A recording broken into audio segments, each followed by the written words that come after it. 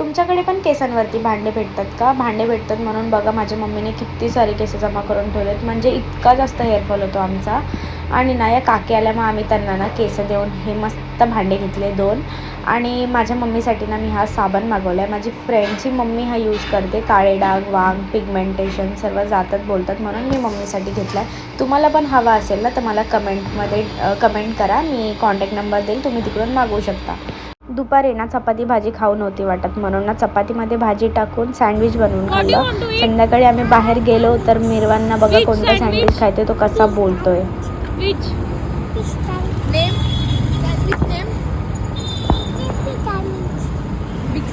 Big sandwich, chocolate sandwich. We want chocolate sandwich.